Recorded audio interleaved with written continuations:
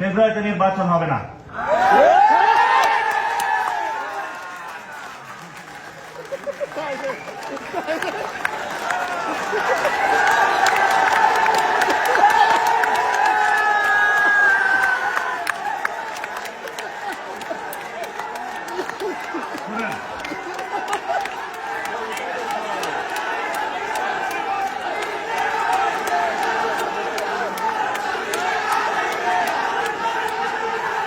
ফেব্রুয়ারিতে নির্বাচন হবে না, কারণ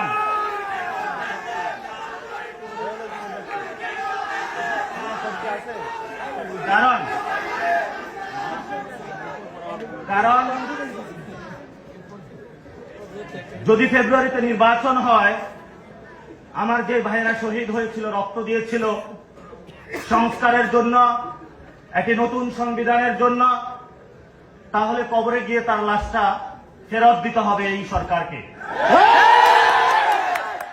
আমার যে ভাইয়ের হাতটা চলে গিয়েছিল